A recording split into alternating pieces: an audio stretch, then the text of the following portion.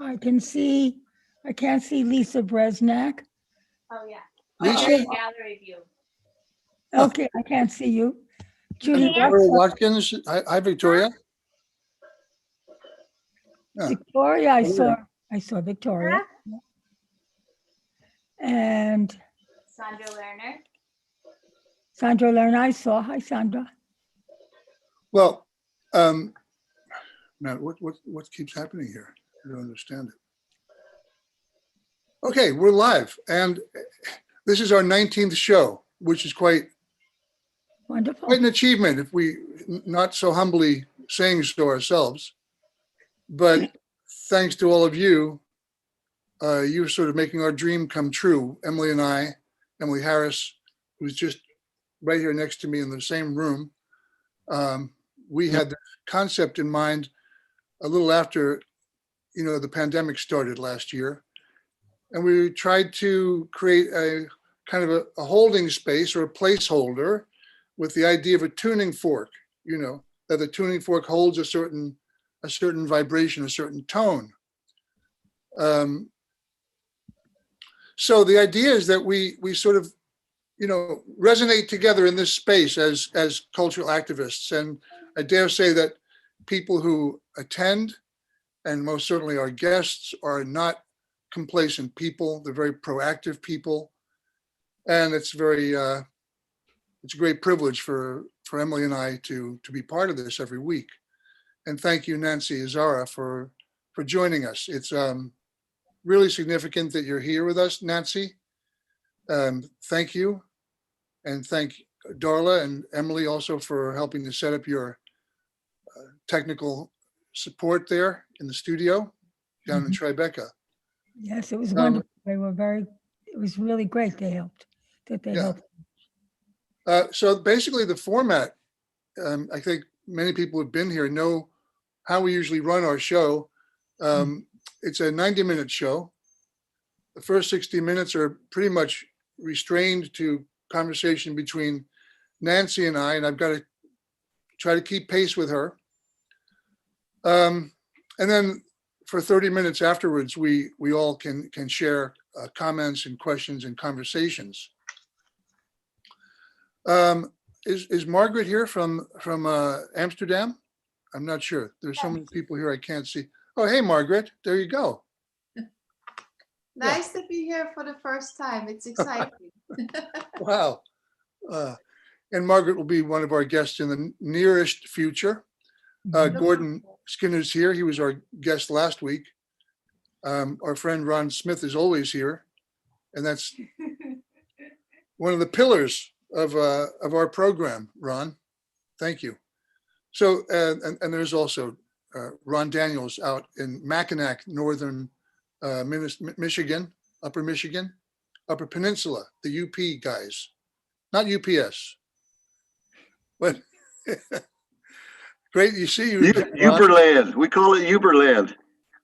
Uberland, yeah. Uberland. Uberland, yeah. Uberland. Have you ever been out there, Nancy? I've been to Minnesota several times. Used to teach in Minnesota, and there were people from that area who would take my classes sometimes. So it would be kind of fun. Ron's uncle is Barking Dog Sundance chief, Daryl Brown, and he was on our show back in October. And we'll be attending a Sundance ceremony in the Upper Peninsula sometime, is it June or July? So Wonderful. I think everyone here is probably invited, right, Ron?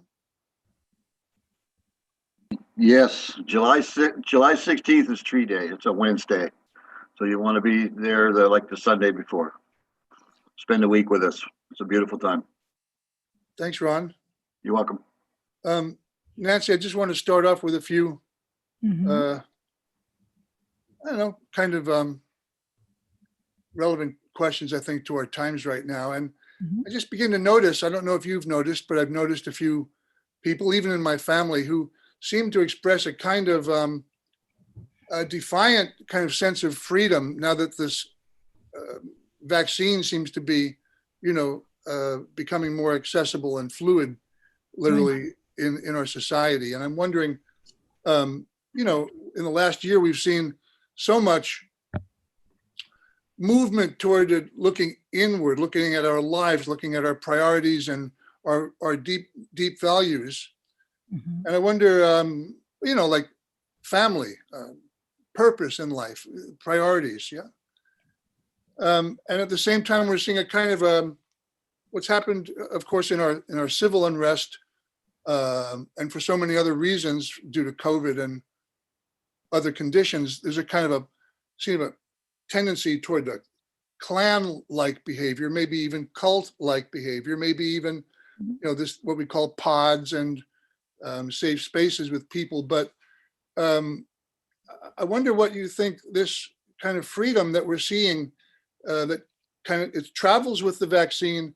Will we see, you know, this kind of what I'm calling a kind of vengeful or defiant arrogance, born of all the frustration that some people have had? And, you know, have you thought about these kinds of things in your work and in your reflections? Some people maybe just don't have the opportunity to look inward during this time, and to benefit maybe from introspection. Of course, cultural activists almost need to by design of the analytic mind, Mhm. the mind that, you know, deconstructs issues, social problems, and crises, and tries to present new visions for society, as you've done in Mhm. your past. What are your observations, Nancy? What are your concerns as we sort of go ahead into the next near future? Well, I think the clan idea has a lot of merit. People are connecting more to themselves and the people are the friends that have been around them in new ways, I think. I think the downside is that it's too exclusionary. It doesn't allow, it doesn't open up to all this excitement that's in the world, which of course I know most of us or many of us don't feel right now because of the political situation in the United States and the kind of cultist attitude that we read about every day. I think is very damaging to really explore the essence of who we are. And artists, that's sort of what artists do. I mean, some artists, many artists, and the genuine nature of making art and being creative is exploring what's within yourself. So I think that by and large, people have, on the one hand, felt despair all through this. And on the other hand, there's a kind of excitement about the vaccine and the change that's coming. And we hope that the vaccine does present a real large, broad appreciation within us and gives us the safety that we've been hoping it will give. I mean, for now, it looks like it will. I don't know if the newspapers are exaggerating because it does help, or the news does help to sell things, but I don't know about that in relationship to what really is the danger with these new viruses that are the new parts of the virus that are now coming into our lives. So hoping that um, I'm hoping for the best with all of that, but I know that it's really hard. And I know that Hyperallergic Magazine, which is an online magazine, did an article, or several, invited artists to talk about their experience during the pandemic and to show their studios and how their work had changed or not changed. And many did, and I think that's worth looking into. It's not hard to get. I mean, you can just go online and look it up, but it's Yeah, quite, it had quite. Emily can tap in maybe a couple of links. We did have a hyperallergic interview that we posted in our flyer with your announcement. Oh, great. Yeah, good. So in your own sort of process, Nancy, does Yeah. your tactile work Mhm. you know, with materials. Does Right. that somehow anchor you or ground you in the material world in a way that is sort of contemplative, in some way that, you know, you can operate in a certain state without panic? Well, I think panic is one part of life that we have to all learn to live with in some way. And so, however we define that for ourselves and however we manage to live with panic, especially at a time like this. But when I think about the generations before us, for instance, what my parents went through, they went through World War I. They went through that big pandemic of 1918. They never discussed that. And basically, until recently, I never read about it. I know it killed more people than World War I killed. It was such an awful thing. And I've been reading a bit about it, and it's not unparalleled to some of the things we're experiencing now. The way people's attitudes towards it, people's panic. I mean, that's a good word to use about it. And then there was World War II. So there was so much, and the Depression. So there was so much that the generations before us had to deal with. I mean, we had the tragedy of the Vietnam War, the Korean War, the Vietnam War, the excitement of the civil rights movement and the excitement of the women's movement. Okay, yeah, let's go into that. All right. That the women's movement, you know, you were part of this as a very sort of vital catalyst of the women's movement. Yeah. When you were working, you must have had a lot of conflict as a female artist, as a woman artist. What was it that actually sort of evoked your sort of initiative, your seemed like choiceless path to activism? What do you feel like activated that? Which part? I mean, that's a big, huge kind of umbrella there. Yeah.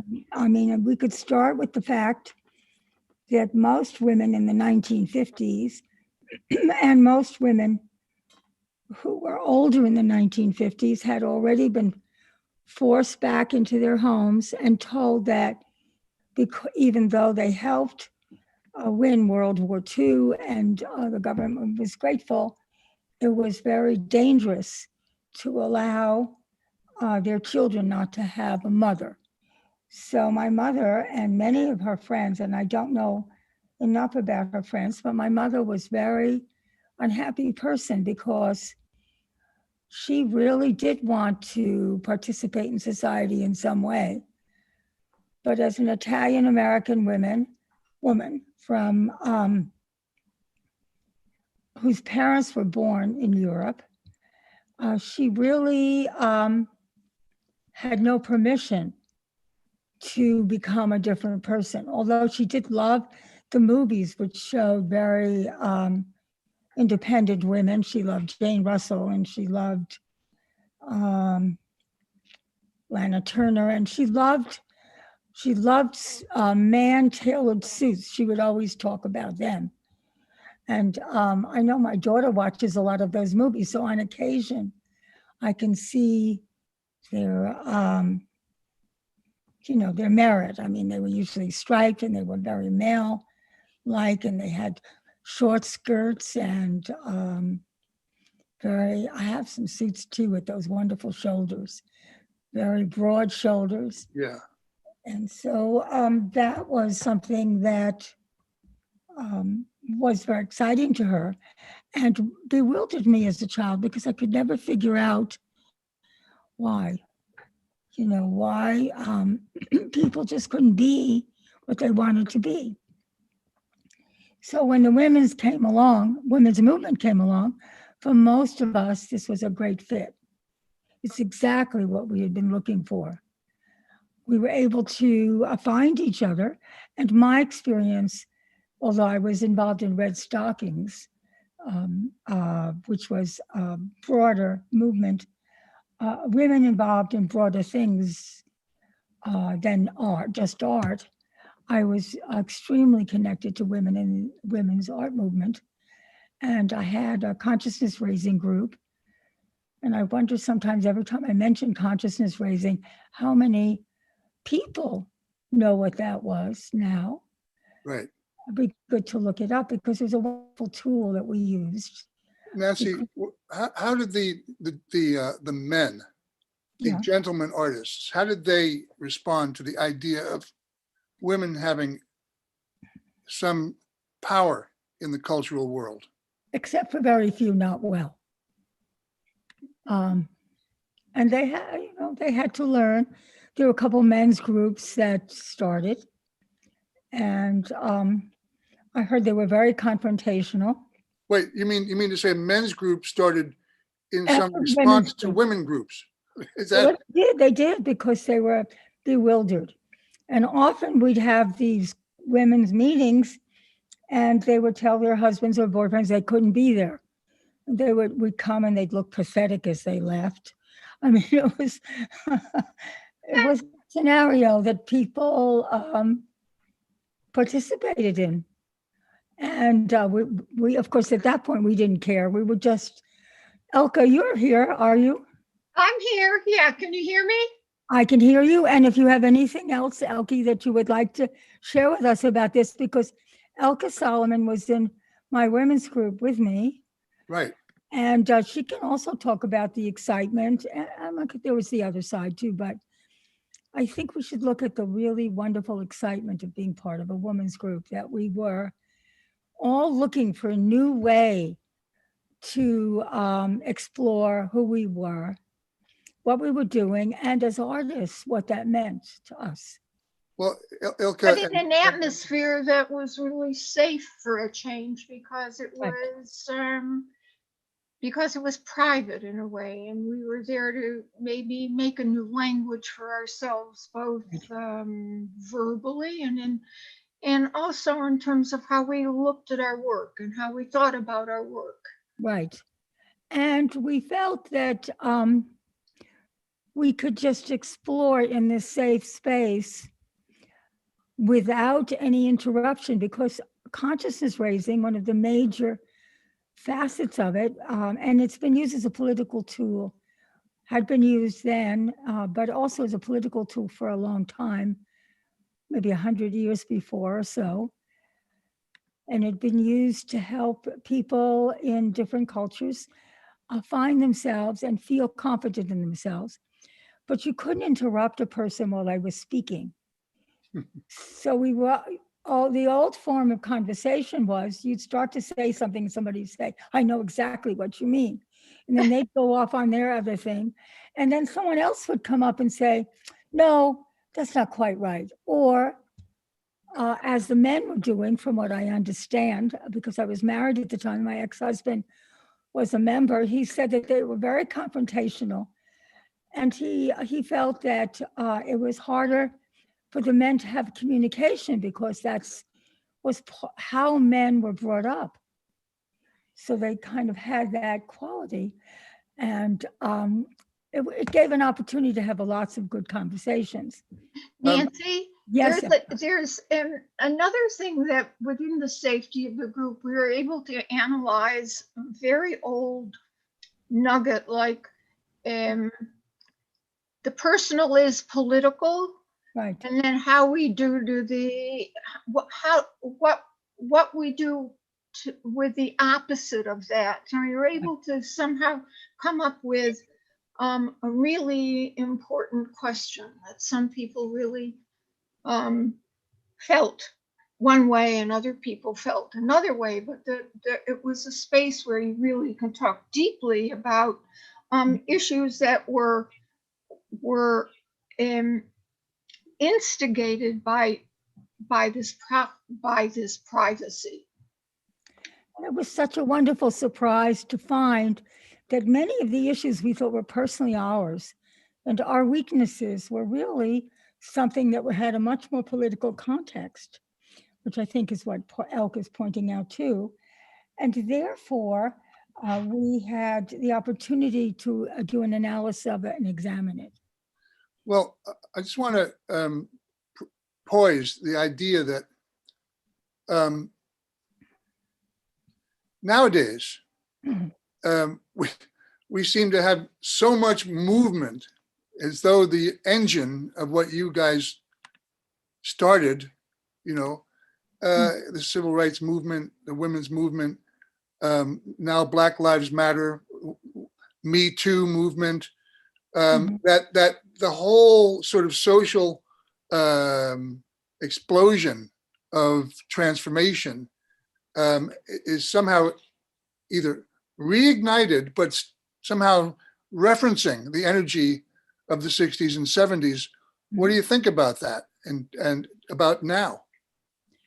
Well, I think that's great. I mean, I've been waiting for a long time to see people rise up and take a stand. I'm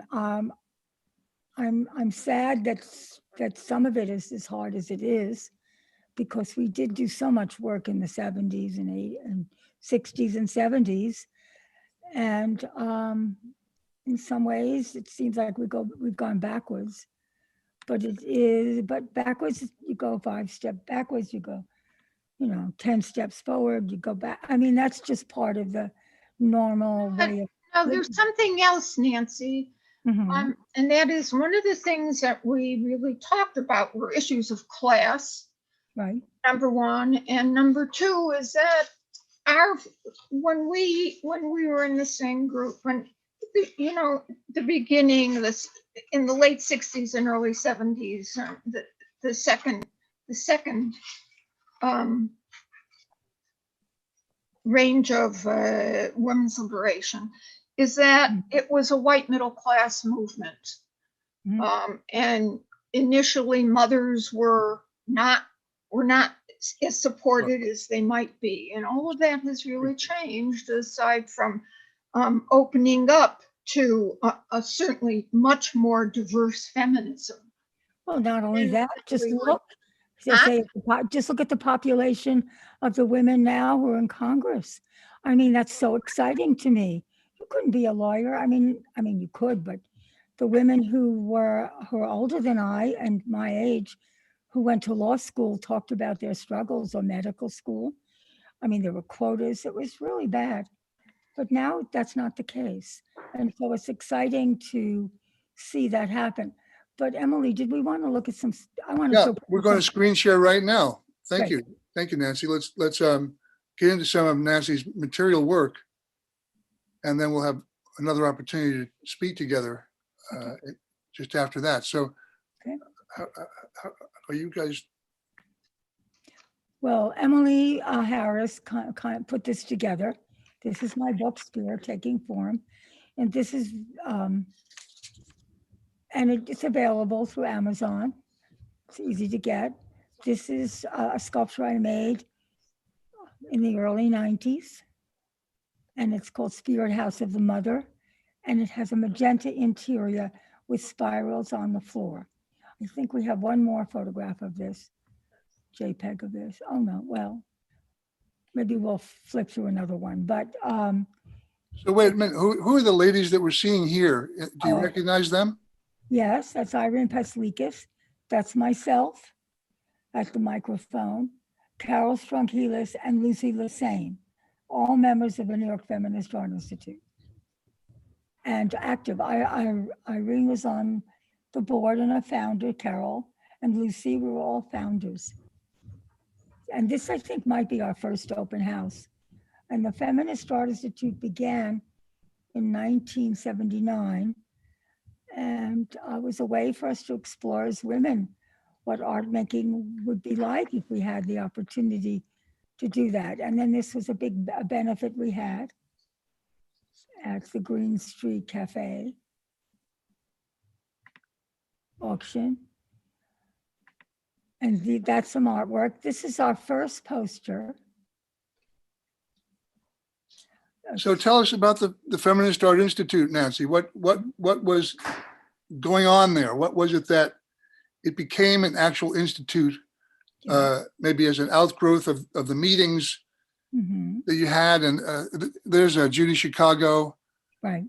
And yeah, I think Louise Nevelson showed up, and Louise Bourgeois, perhaps. Mhm. Oh, yes. We can see some pictures of it. We put some together. So we had, and that's Faith Ringgold, I believe, teaching a workshop or part of a workshop.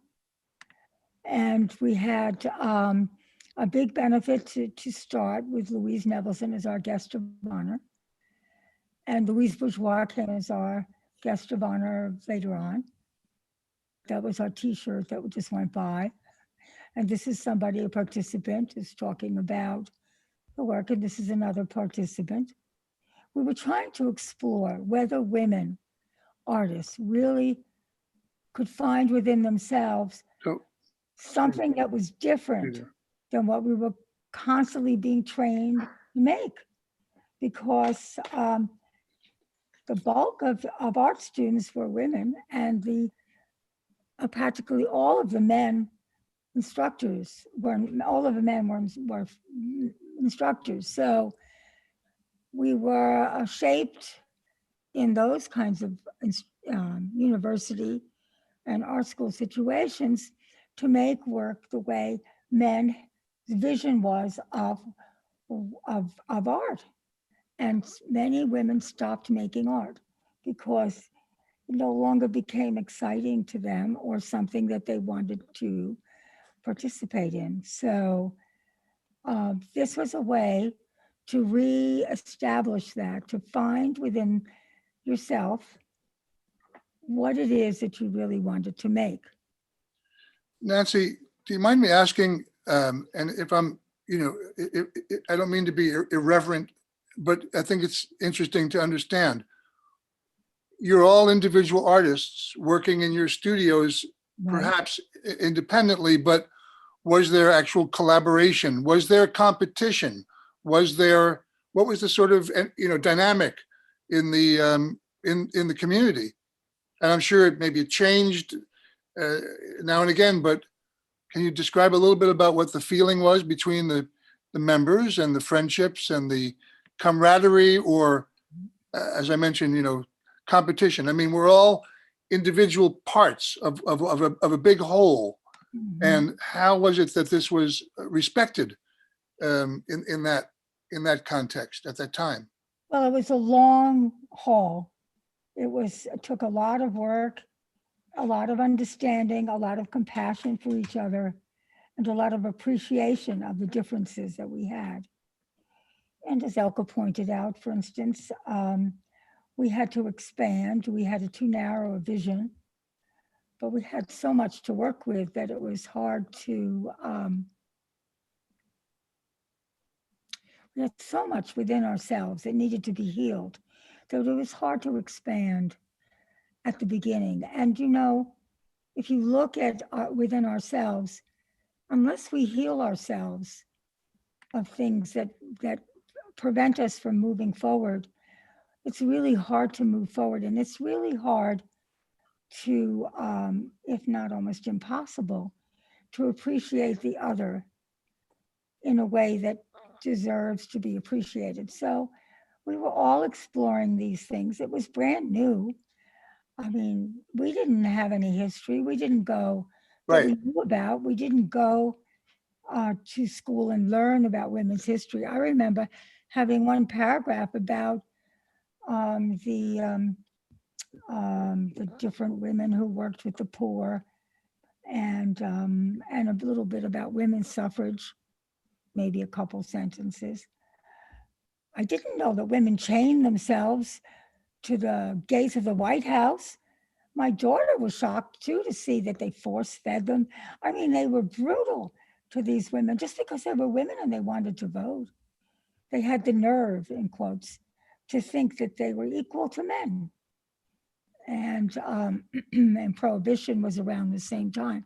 So lots of things got caught up, but to lose sight of the fact that we were working towards understanding who we were, why we were so oppressed. And many women, it was so exciting to see this other part, went to all kinds of thrift shops and bookstores and found wonderful books that women had written that nobody was interested in buying or promoting.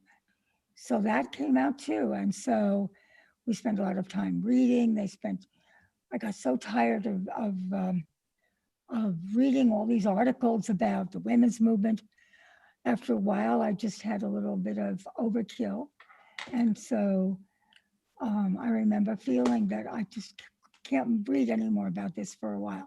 And I didn't, but I participated and I was part of the whole movement.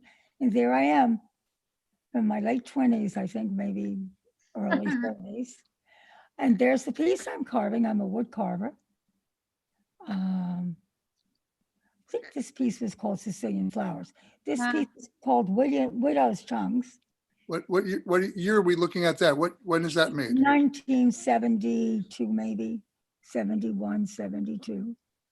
So at a certain time there, Nancy, there was a sort of a big movement toward introspection and a focus on intuition and, imagination and the value of visions and such. Mhm. You led a workshop that seemed to become a teaching method. Yeah. What was the atmosphere like in terms of, that moment in time? And I think even Michael Katz, you both shared a certain time of mutual study in Tibetan Buddhism, if you don't mind me saying. I studied with Michael. Yeah. Michael was my teacher, I would say. I don't know if Michael would agree with that way, but that's how I see it. So this was going on, yeah? Well, it was an exciting moment in the world. I mean, we were trying to change the way the world looked at us. I mean, I remember these women who bought stocks in the New York Times so that they could go to stock meetings and demand that they would use the word Ms. instead of Miss or Mrs. I mean, if you weren't married, you were a Miss until you were like 80. You were a girl until you were 80. People didn't use the word woman. If you were old, they would call you a woman. But when you were young, you were always a girl until you were old and then you became a woman. If you reached that age, but you were a girl, and that's how it was. And there were dress codes about what to wear. There were want ads. There were women's want ads and men's want ads. And there was the term Girl Friday, which was a very popular term, which meant that you were the jack of all trades in an office. And the financial situation for women and men were very different. I mean, it was. Nancy, what is encouraging to you about what you see today in the women's movement and evolution rightfully into some level playing field with men? How do you respond to the things that you see, and what do you see? Well, I see the excitement to see all the newscasters. Like there were 3 or 4 women newscasters who were dealing on MSNBC with the January 6th event and the trial, and there Right. was one man. If you go back 30 years, you'd never see a woman, or maybe one woman would be part of the newscaster. So that's exciting to me.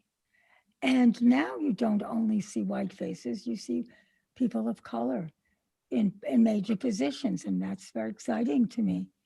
It's very exciting to me to see how the world opened up, and it has to continue to open up because it will. I mean, it's a historic fact. It has to open up. So in fact, there are many edges of society where the movement is just beginning to really flourish in different parts of the world. It Mhm. wasn't that long ago, and maybe it still exists in India, that a woman would be stoned to death after her husband died, Burnt. or if she committed adultery. Mhm. Women, I think, is it in Saudi Arabia, were prevented from driving cars, I Mhm. believe, if I'm not mistaken. Yeah. So still, Mhm. things are not quite up to speed in many parts of the world. This is true. This is true. Do you have Um, any kind of advice to people in these, how do you see that sort of, I guess it's different in every culture, but is it inevitable? And isn't it inevitable that there has to be a social evolution?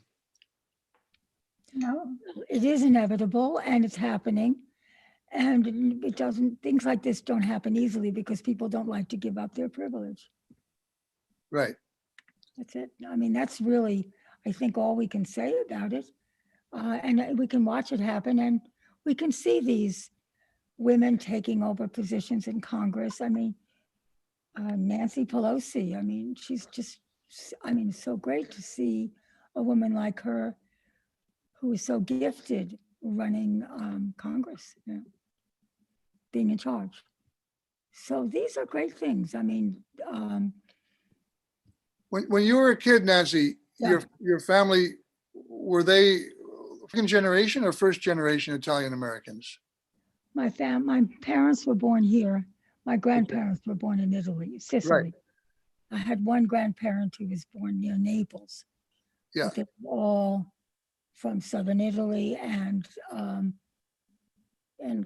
three of them identified as Sicilian. And the one grandmother that was born near Naples was not treated nicely by her in-laws because they didn't like that. They wanted the marriages to be from close, like also from Sicily or towns that were close by.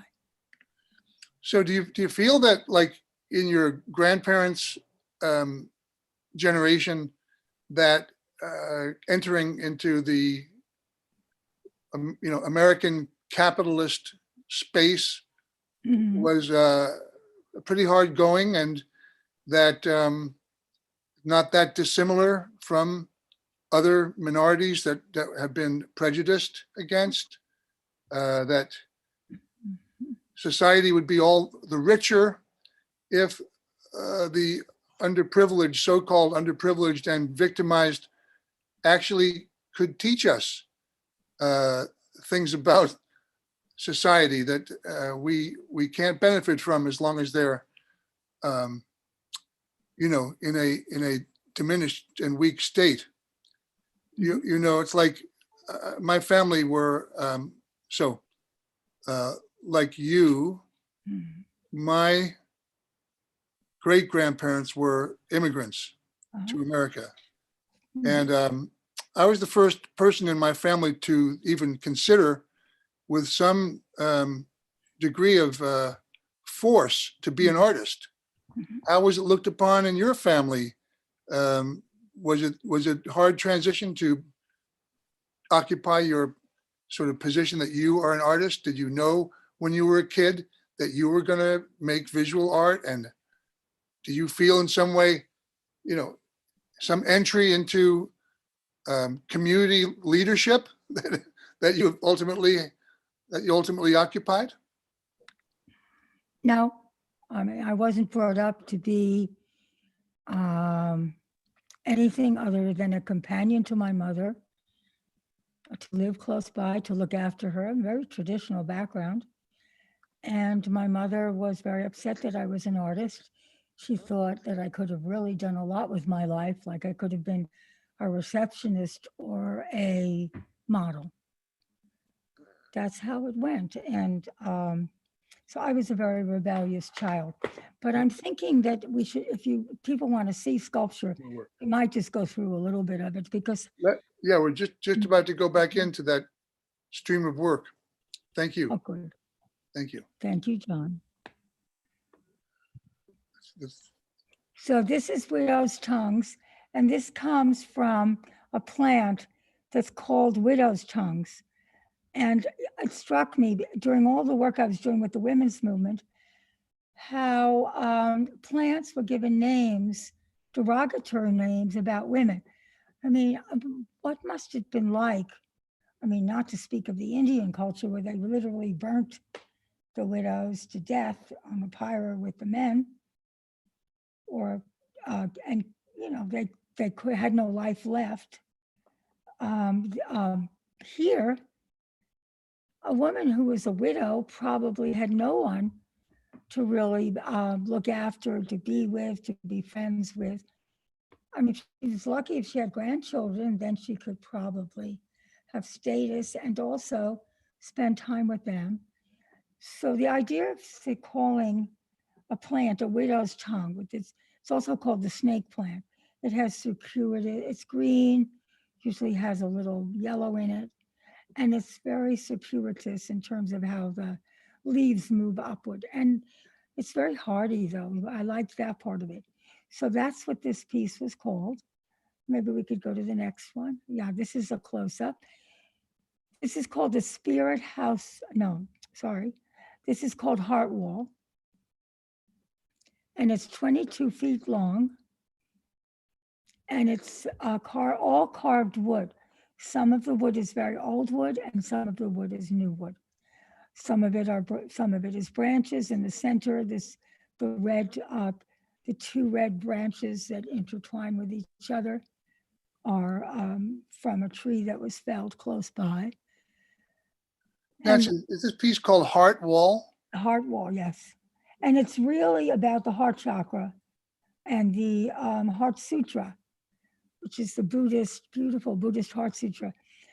But I felt that I didn't want people to feel removed from it if I use the Buddhist term. So that was then. I think now people are more open to terms that they don't understand as much or see as much. So this was called Heart Wall, but it's really about the Heart Sutra, which is a beautiful prayer, and it parts of it bring back the sound of the heartbeat within us. So, all right, 22 feet long. Nancy, when you talk about healing, you know, healing energy and healing, Right. Your work also seems to evoke a sense of well-being, or, you know, you've talked about your work also celebrating the goddess. And maybe you could just tell us a little bit about the healing aspect of how you work. Well, we found a perfect piece to do it. This is Hand Garden Doctor's Wall. It's at the Robert Wood Johnson Hospital in Hamilton, New Jersey. It's a commission. It's 25 feet total.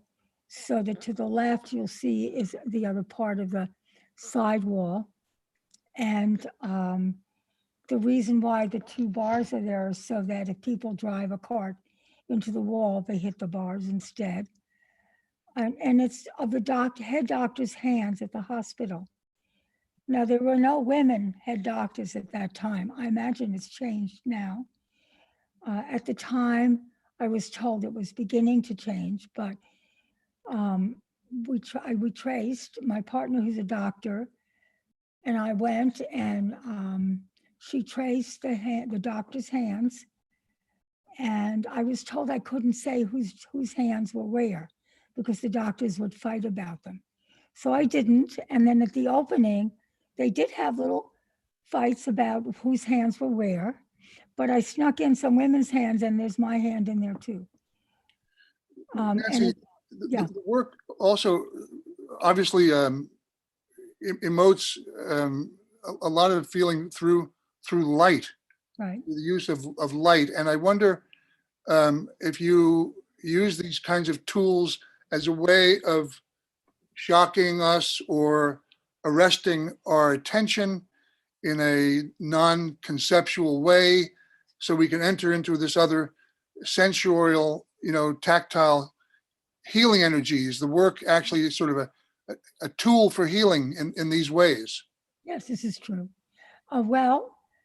Possibly. I mean, gold leaf is really like sunlight, and it's like about radiance. It's about the energy all around us. And we do emanate a kind of energy. If you study or look at the idea of the chakra energy, we radiate things that come from within us. And So then in other words, these can also be like evocative tools for energy movement in the body and purification. yes, yes. This is called Maxie's Wall, and it's in honor of the birth and development of my granddaughter. I think she was maybe about 7 or 8 at the time. There's her little hands there, which you can see, and it's old wood. Some of the wood came from the loft buildings in Tribeca, where I live, and were very hard to carve. And some of them, not because the wood was so hard, because a lot of them is Douglas fir. And since the wood is so old, it was much more intense in terms of how it grew, I guess. But the other part of it was that there were nails in it, and it had been battered because it had been ripped out of beams. And I was carving. I mean, that's the other part. It was sort of giving life to these really old, battered things. Nancy, what was there a message that you wanted to convey to your granddaughter by making this kind of thing? It's like a celebration of her life. And also, as you can see, there's all these other parts to life that have a little bit of struggle. And I mean, she's too young. She's 16 now. So maybe someday we can have more of a mature conversation about it. And she's a pretty grown-up 16-year-old, but we'll see as time goes on.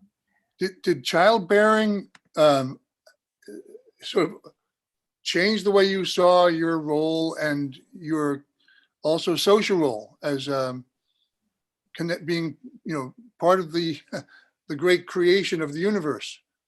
Oh, sure. I mean, it's a great mystery. There's so much in life that where we can look at these great mysteries and feel connected to them in different ways. This is a goddess piece.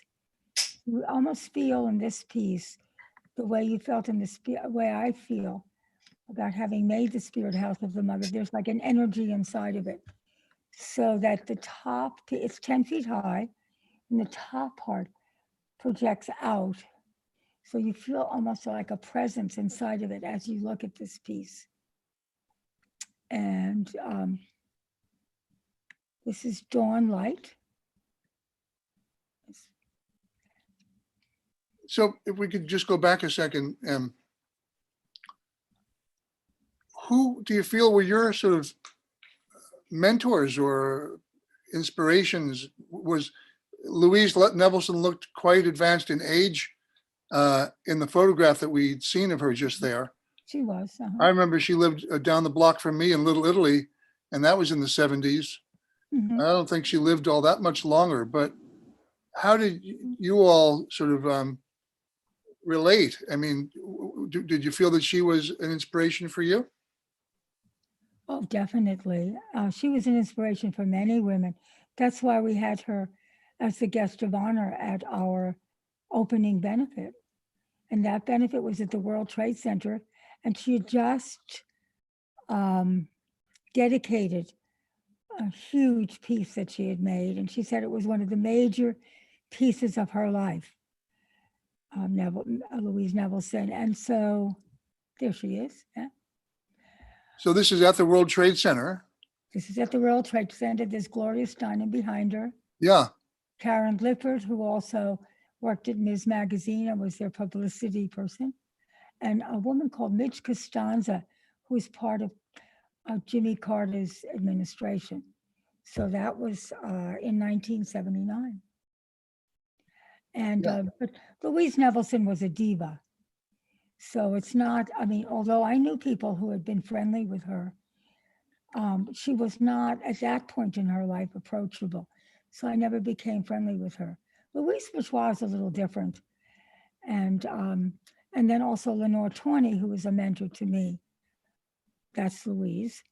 She was a little different. She actually, well, she was younger than Louise Nevelson, but she's older there.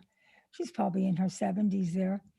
She actually would go to women's meetings and young women's meetings and just participate in some way.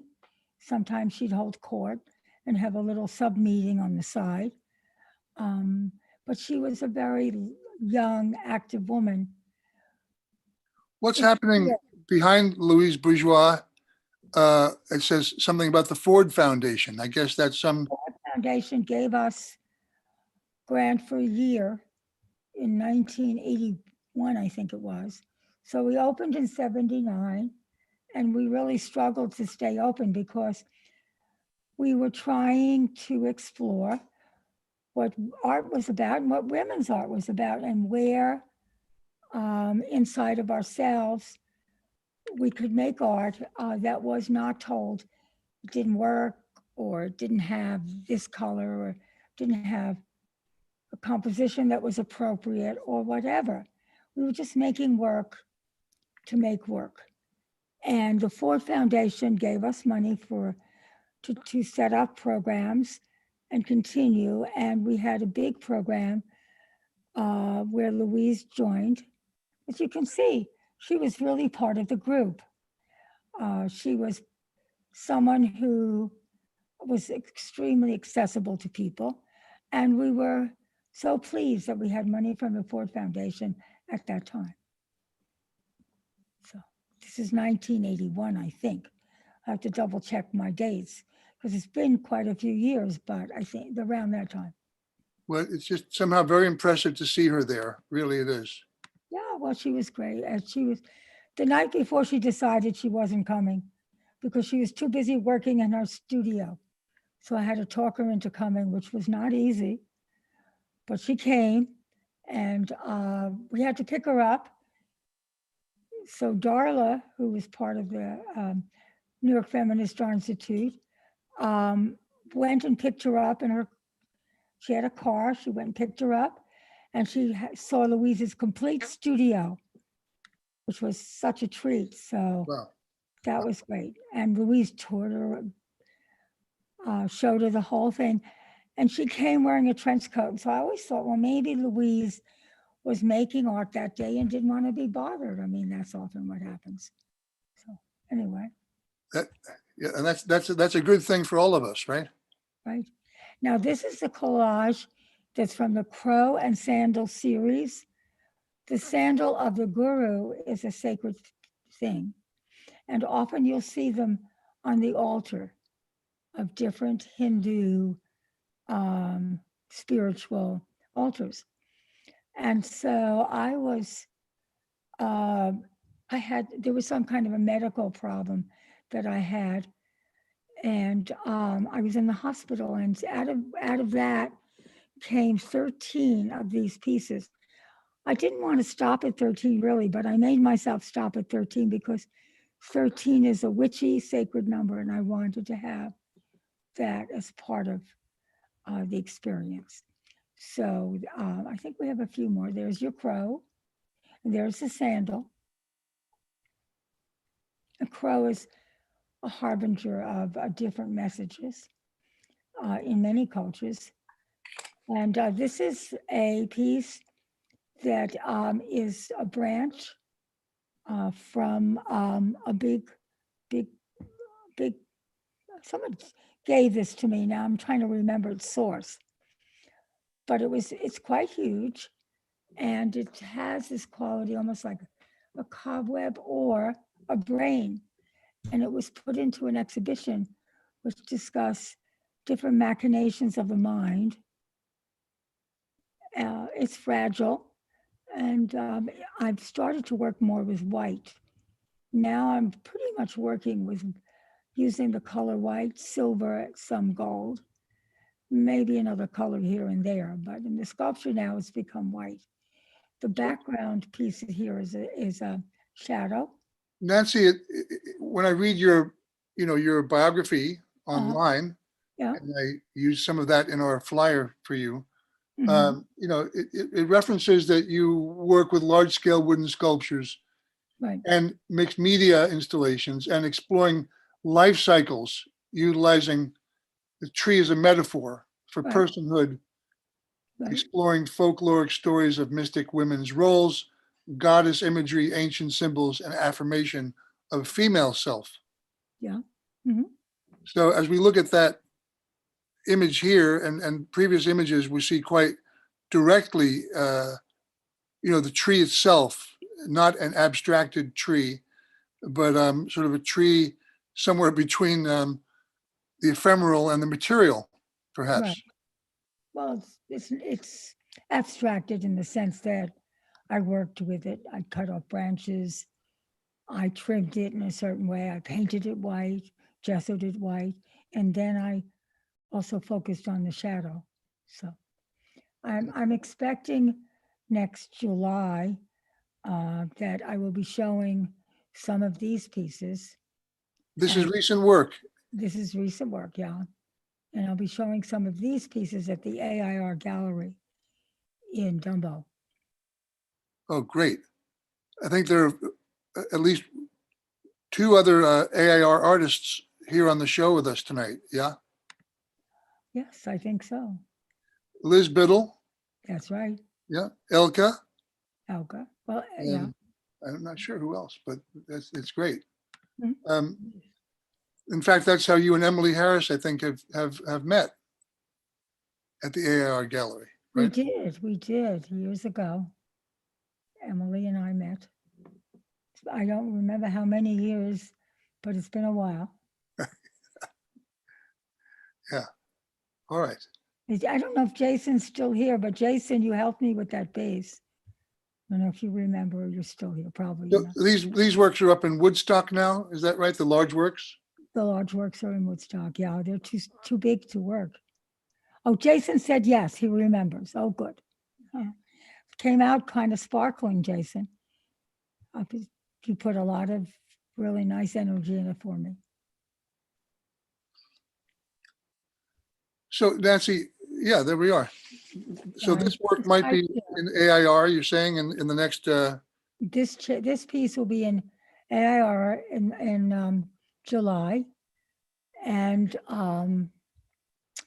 the little piece that's on the side, the little tree, I think I'm going to move it apart from it. So as we talked about the guru's sandals, also the guru's feet, and there's the feet, the spiritual feet from here, and then there's the spiritual feet from the other world. And it's a steel chair, it's a high chair. And anyway, you can see it, and it's white and it has gold leaf at the bottom and carved gold leaf as the seat. so, okay. What? There was another one. That's about 7 or 8 feet high. It's about I think total, yeah, 7 or 8 feet high. And it is made with encaustic. It's like a blue cloud. It's got a indigo blue, which is the color of the third eye. So it's intuition, psychic sight. And then it has a touch of encaustic over it, which is like a white encaustic. So it has this wonderful kind of cloud-like quality.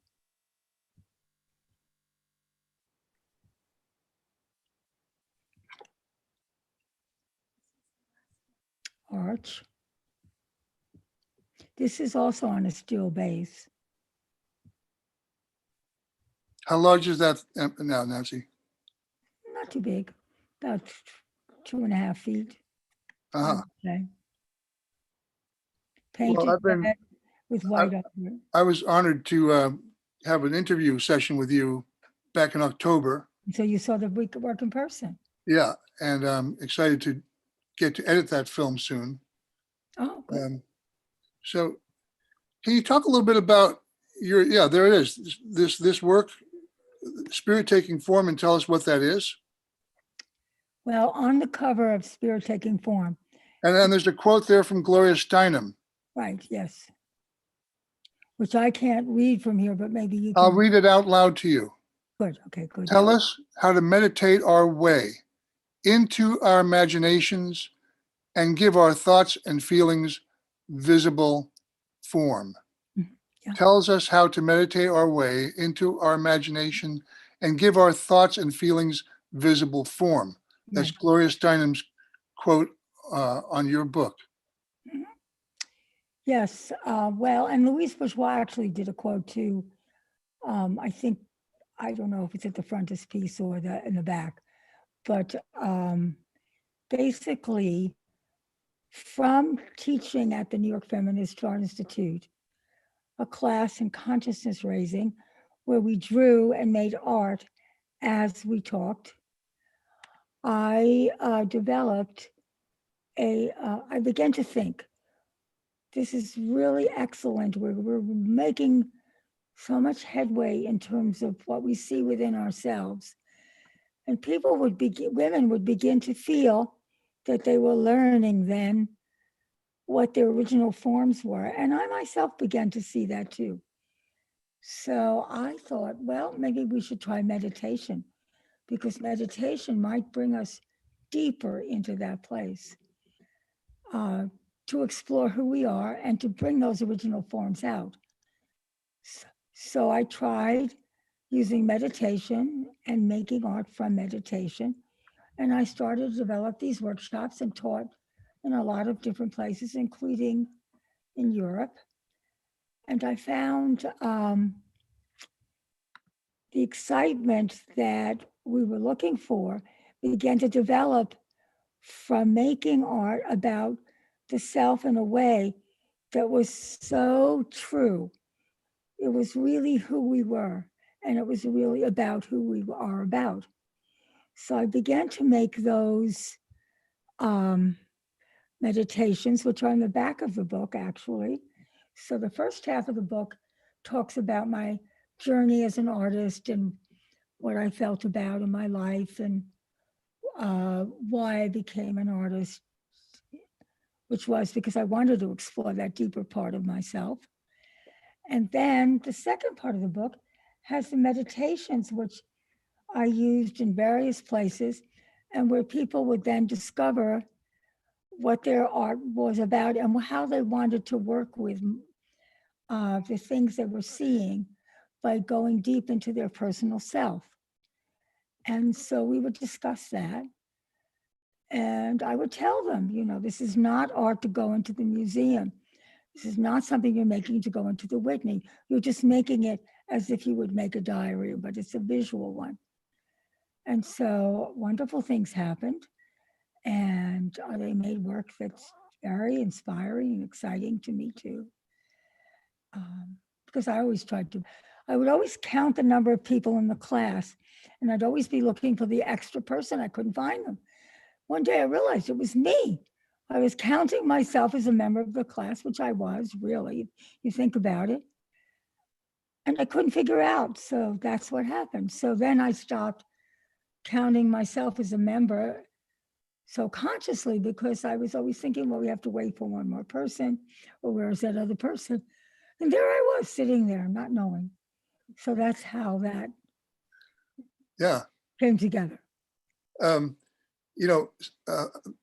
There seems to be some perhaps misunderstanding for some people about what meditation is like and what it sort of leads to in one's life. And, it may seem to some people that it's a very self-absorbed and self-involved, subjective kind of indulgent process, where in effect, it actually is a bridge into the world, a bridge into the big world through investigating the inner world. So you were preparing people to be more powerful in their work in the world. Yes. And people used to choose my class at when I taught in Duluth, Minnesota. I taught the week workshops.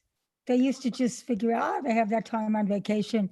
They would point their finger at my class because it would come that week and they take it and then they complain to me. I mean, they enjoyed the class, but I would get a lot of complaints about, I had no idea. Yeah. I didn't expect to do this or that, but it was so rewarding and so interesting that it was worth every minute of it. And they agreed with that too, of course. Well, So it was kind of, Nancy, we've come through a whistle-stop tour of your work. all right, And now we're at the point where it'd be interesting to open the door up okay. for other people to engage with you besides myself. And I'm sure there are a lot of people with, a lot of powerful minds and talent here. So please, anyone who would like to make a comment or ask a question or just have a chat with Nancy. Gordon is here, and I alluded, Gordon, to a question I had also for you last week, which was, can the undereducated, underprivileged in social rights and access and power, can this aspect of society, like any immigrant or minorities in society, like the women's movement, for example, and civil rights movement, isn't the grassroots actually the place where new life, new society, and new visions for society have to arise from? Anyway, it just was my question earlier, Nancy, and I'm vocalizing that toward Gordon. So maybe you guys take your time with that, but let's have a few other voices now, unless Gordon wants to make a comment about that, his response to Nancy's work. Well, there's a lot there. I'm trying to get clarity if you're asking me to respond to the question you just posed or to, the extraordinary work that Nancy has been so gracious to share with us. I'm not quite Well, sure. I noticed, Gordon, that there's been quite a lot of reference to the church in the Black society as being the place where people of great intelligence and prominence had to emerge through the church to enter into the larger society. And in a sense, Nancy's group and the feminist movement also has this kind of sense of, a gathering and attunement to the causes and developing stratagem for changing society. So we can always come back to that, but that was basically my impulse when Nancy and I were speaking earlier. Mhm. Well, I'll respond to the first part of your question and then try to incorporate it into what you just asked now with respect to, individuals of color and women. I think that once we start appreciating that, by example, women, constitute more than 50% of our overall population. And once we recognize that individuals of color, certainly in New York City, the state of California, and soon to be, in this country, I am reluctant, I'm resistant to actually use the term minority majority, but that people of color do constitute the majority in New York City, in California, and within the next 25 years will constitute the majority in this country. So we really shouldn't be, one, using the term minority, and two, the importance of recognizing what that power, can constitute, in its appropriate sense. The Black church should not be looked at as being sacrosanct in its ability to convey a collective thought or will of Black people. If only illustrated over the last 4 years, where there have been a number of Black clergy that have actually been, much to our chagrin, in support of Donald Trump, in support of the GOP. And so that's actually been not only in opposition to, but it's contradictory of where the majority of the populace was actually not looking at that individual, nor is the party as being something that was able to benefit, these communities of color. So, so I'll posit that there.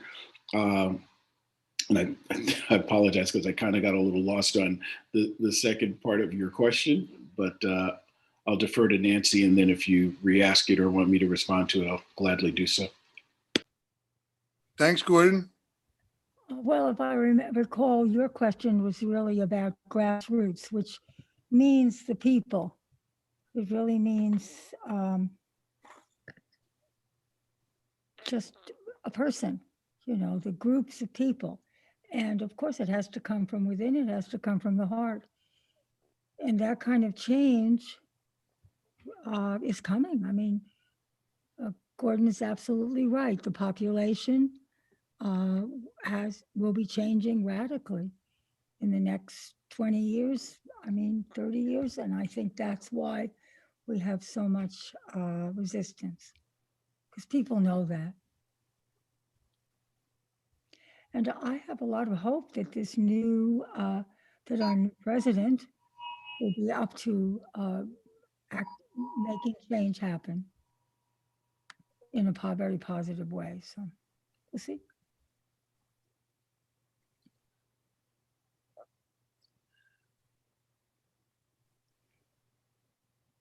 Great to see everyone here. And, one feels the presence of so much concentration and engagement. Mhm. And in that of itself is so nurturing and empowering for us. So thank you all for being such a committed community, and for the energy that we're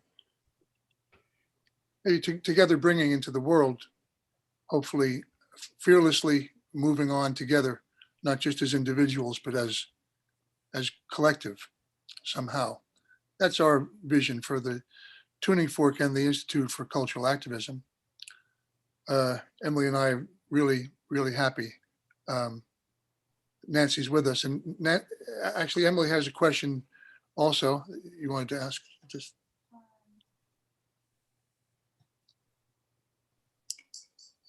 John, you have to mute.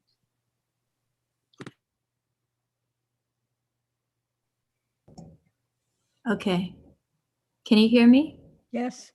Hi. Well, actually, I had a question, but I think, and it looks like Jason has a question. I feel like you answered my question about how you were trying to draw out in a safe space this visual vocabulary of women that was unique. Anyway, I think you answered my question, just that you did. So, Jason.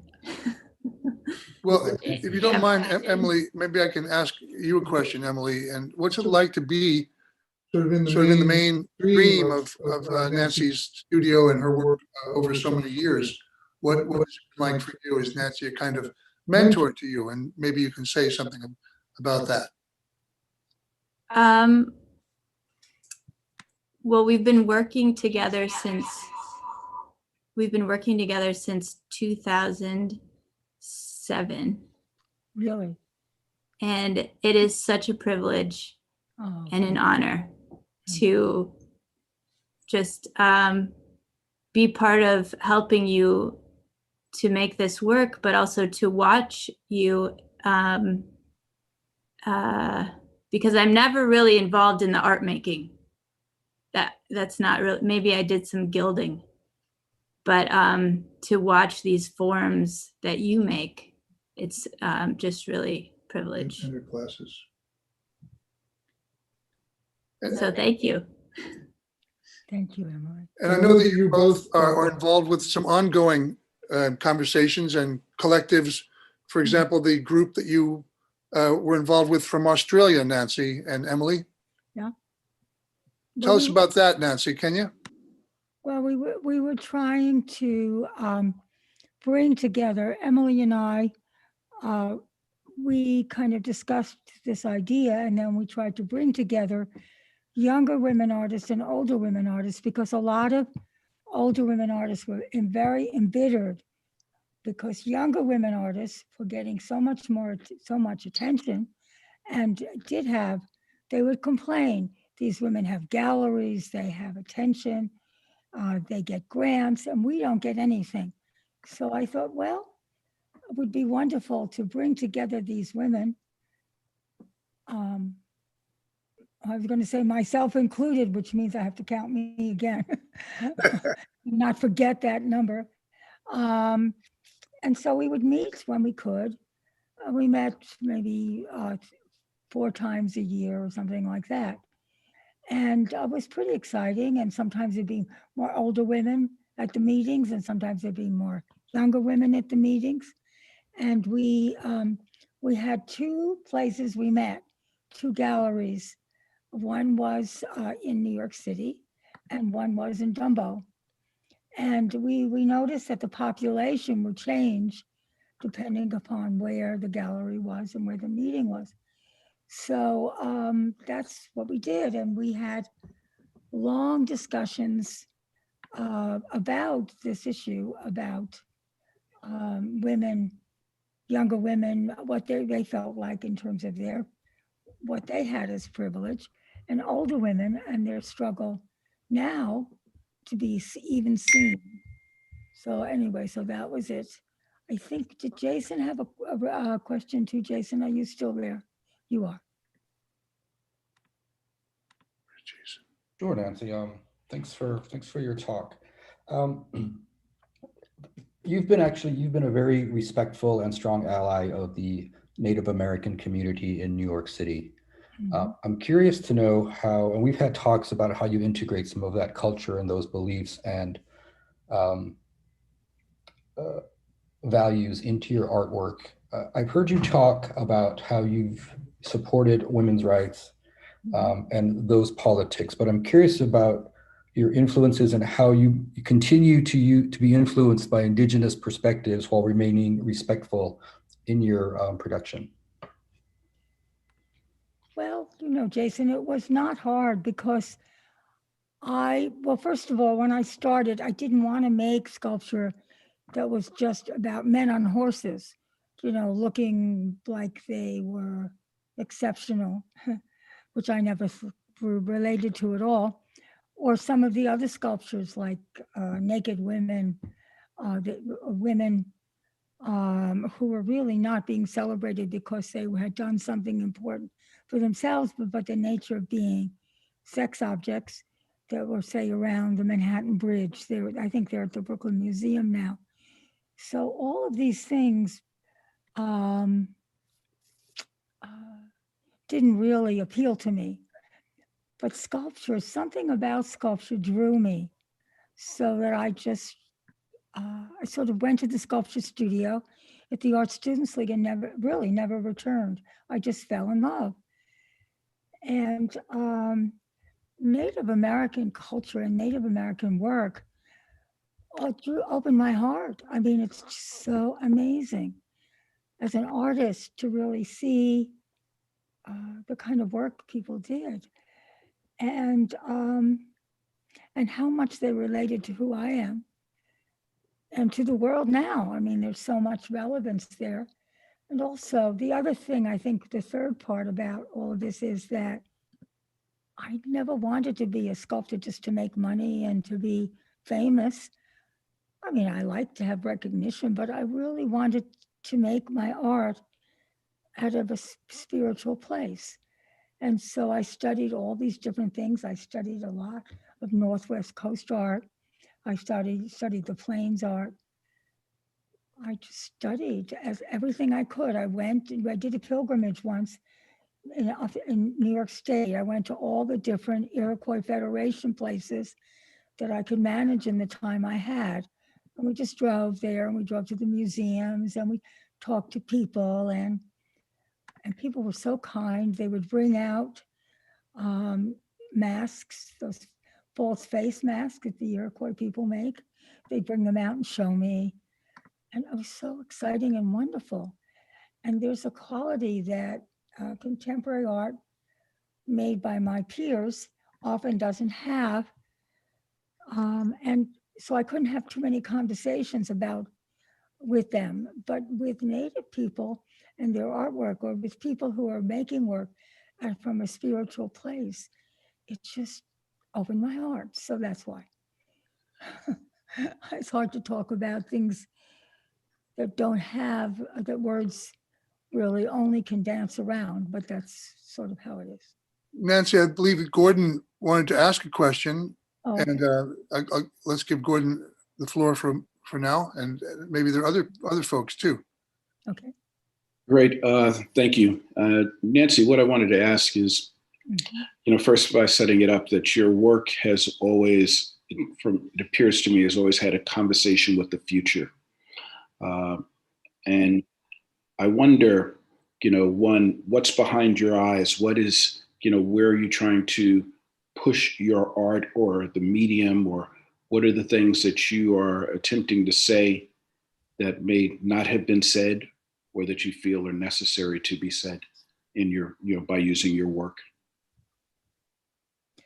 Well, I'm not sure if I'm answering your question as directly as I would like, but I want women's work to be seen for what it is, for what it's saying.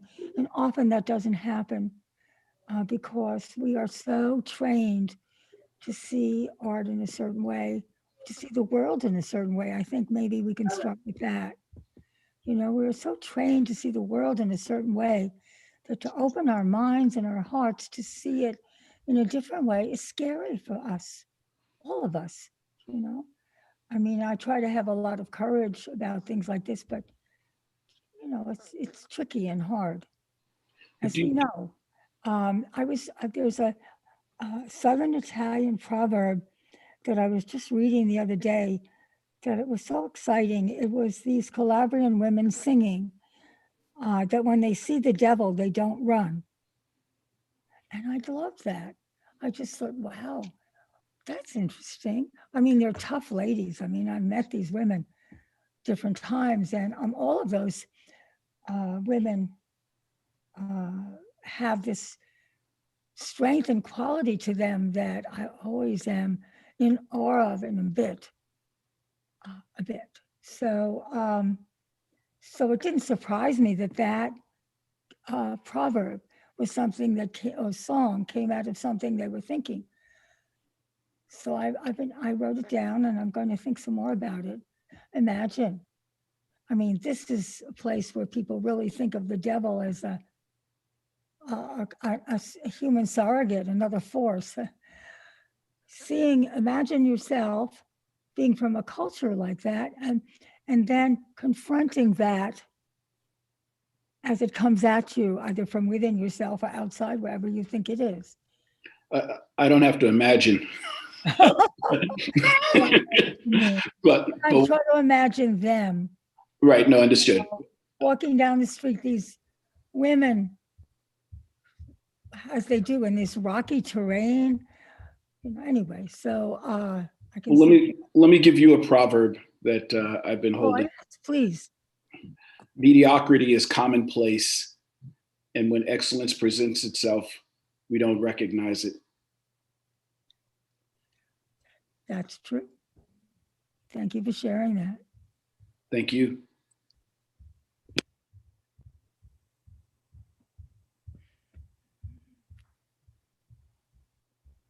We have a lot to leave with, I must say, a lot to think about after this. Thank you all for sharing this with me too. Can you Margaret? guys? Please, let's everybody, can we remove everyone's microphone? Can you hear us? All at once? Yes, Nelly. Yes. Hi, Because Nelly. Robert wants to say something. I Okay, want to Bob. ask. He I want wants to ask a question. question. So Yes. sculptors work in stone, they work in metal, they work in many, all sorts of, they work in feathers, your work, as I know it, sort of, for me, centers on wood. Mhm. And can you tell us a little, is that true, and how that happened, how you arrived there?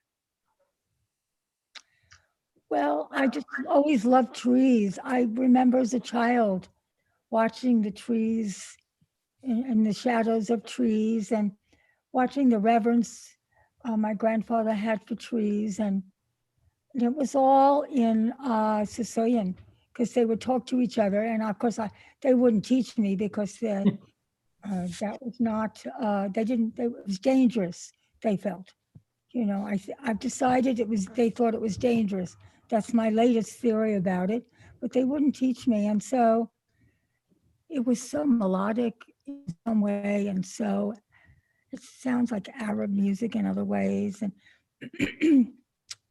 And so I fell in love with the plants that he loved, the fig tree.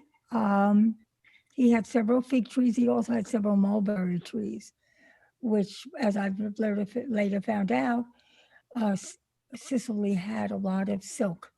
Silk was a major product of Sicily for many centuries.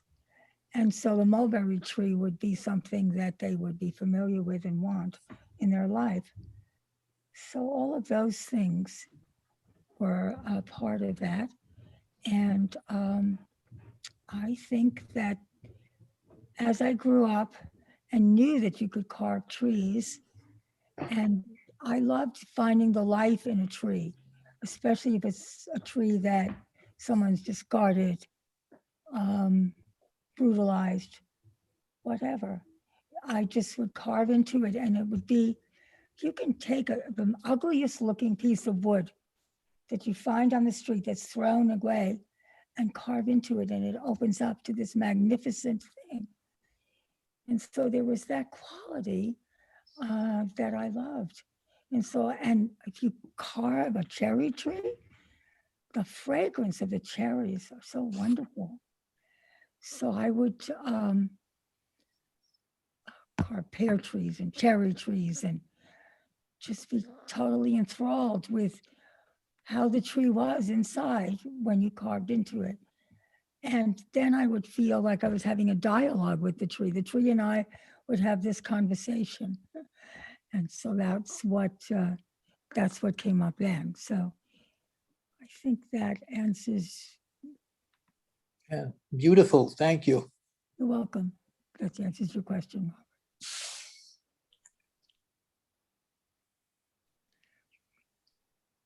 Oh, have a bounce, everybody. Thank you, Gordon. I just stand back and look at everyone's images here and hope that as the tuning fork becomes less, how can I put it?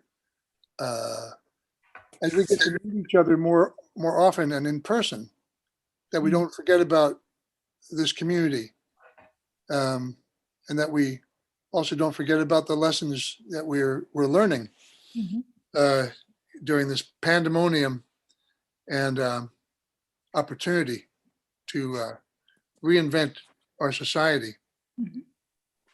Hopefully through cultural activism, we all can make a contribution, of course, individually and together.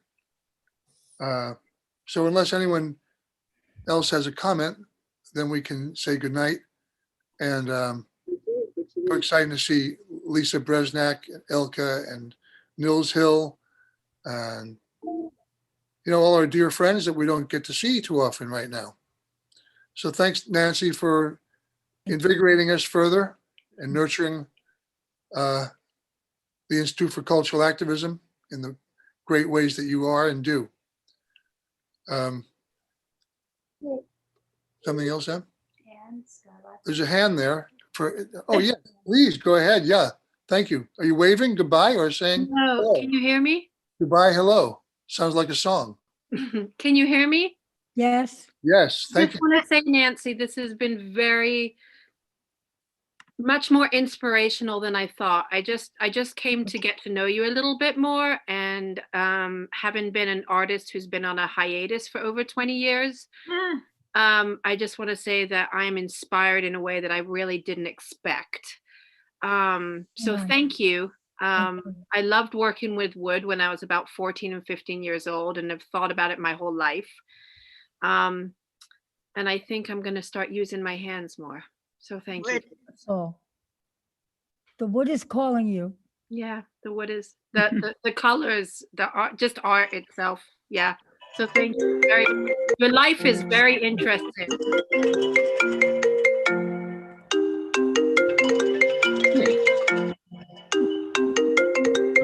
Sorry. I don't know how to deal with this. we need Amy. I guess technology. I'm glad it was at the end, because I just would have been totally bewildered as to how to deal with it, but it hung up. I think Nancy, I'd like to say hello to you. I haven't seen you for a very long time. Can you hear me? There's Michael Katz. Oh, Nancy. Michael, is that you? Oh, good. Yeah, I just wanted to say hello, and I'm very happy to see you. I haven't connected with you in a long time, partly because of the COVID.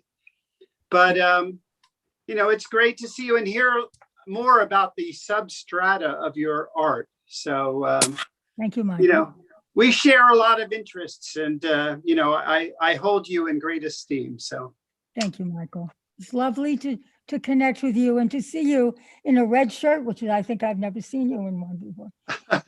Okay. someone called this shade of red claret. I don't know if that's true. I don't know either, but it sure is about the root chakra, isn't it? Right. Okay. Thank you so much, John and Emily, for inviting me. It was Oh, thank you, Nancy. And it was lovely to see everybody and see some people I don't know, and to become acquainted with them and some old friends. So thank you. Friends whose email addresses we don't have, please email me directly. It's very simple.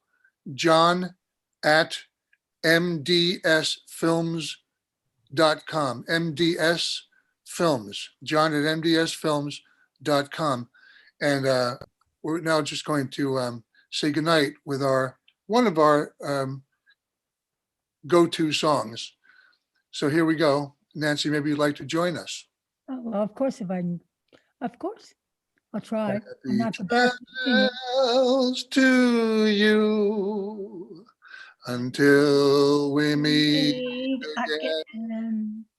Happy trails to you. Shining on till then. See you next week, folks. Be well, be safe. Thank you.